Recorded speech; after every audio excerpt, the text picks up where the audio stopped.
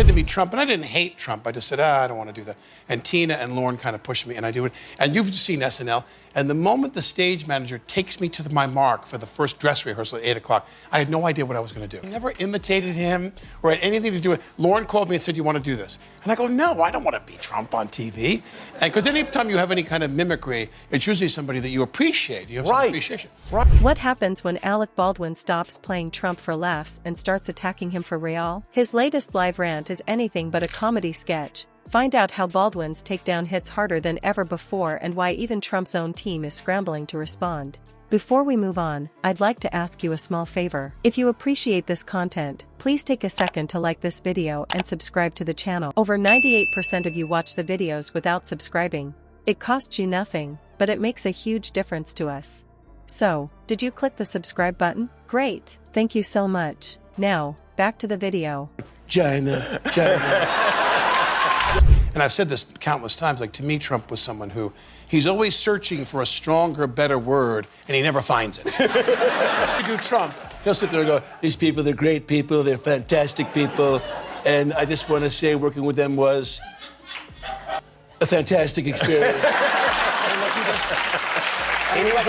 What happens when the man who delighted Saturday Night Live audiences with his over-the-top Trump impression decides he's not joking anymore? Alec Baldwin has gone from award-winning sketch show parodies to loud, unscripted street-level activism. To some, it's a bold evolution. To others, it's just Baldwin being Baldwin, loud, opinionated, and always in the spotlight.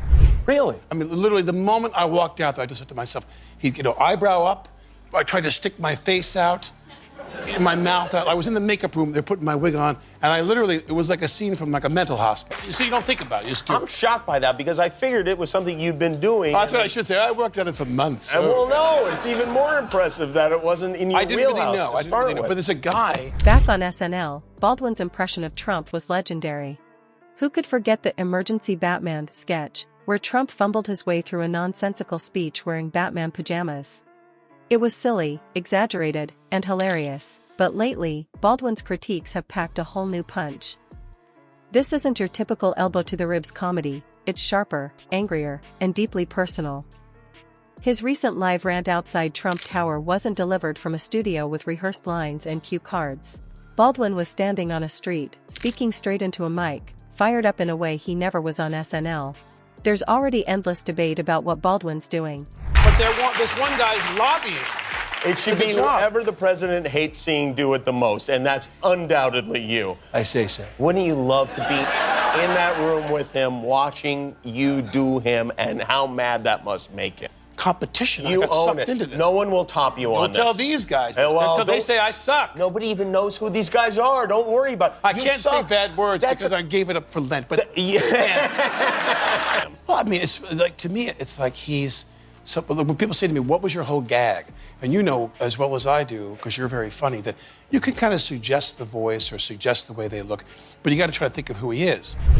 Some are calling it a natural progression, from poking fun to pushing change. Others insist it's just Baldwin craving attention now that the SNL spotlight has dimmed. But either way, his approach is undeniably different. While his SNL sketches leaned on outrageous visual gags and goofy faux Trump mannerisms, his live takedowns outside Trump Tower have a venom that's hard to ignore. He swapped the wild hand gestures for pointed words that pack more heat. Satire has always walked a fine line between entertainment and activism. And then he goes, A fantastic experience. He's a thesaurus.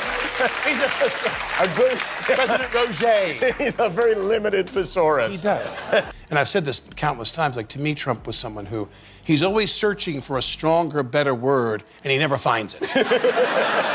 So whenever you do Trump, He'll sit there and go, These people, they're great people, they're fantastic people, and I just want to say working with them was... he's a pamphlet thesaurus.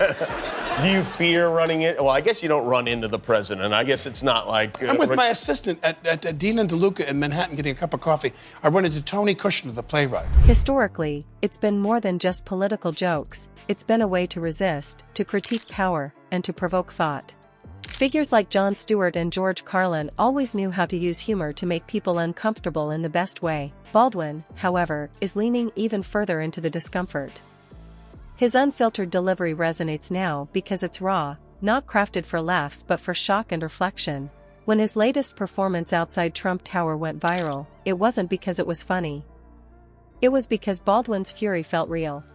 For a country still grappling with fierce divisions, that kind of authenticity cuts deeper than parody ever could. How did Alec Baldwin's unscripted rant outside Trump Tower manage to hit harder than any punchline he ever delivered on Saturday Night Live? The difference boils down to one thing: it wasn't meant to entertain, it was meant to confront. And confront it did. I was expecting this phone call. Sure, she wants to tell me what a great job I'm doing. Yes, Mayor, you wanted to talk to me? Thank you, Sarah. I had to come back. Sometimes when you're president, you have to make sacrifices, so I skipped the back nine. Yeah. I understand, Mr. President. Sir, Mayor Cruz of San Juan is on the line. Yes, Mr. President, I'm so glad to have you on the phone. I'm begging you. Puerto Rico needs your help. I hear you loud and clear, and you called the best person for the job. Trust me. Baldwin wasn't hiding behind wigs, orange makeup, or exaggerated hand gestures this time.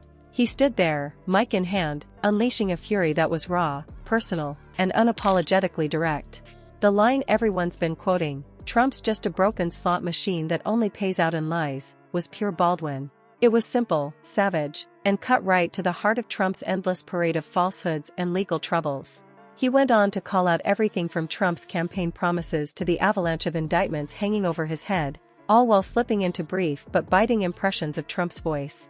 We're going to get you more help to you. We'll get you immediately, probably by Tuesday or Wednesday at the latest. Mr. President, that's not good enough. Well, you should have paid your bills. Activists with cell phones ate it up, live-streaming Baldwin's rants to millions. This wasn't a rehearsed comedy bit. This was a mix of outrage and ridicule, delivered on the doorsteps of Trump's own building.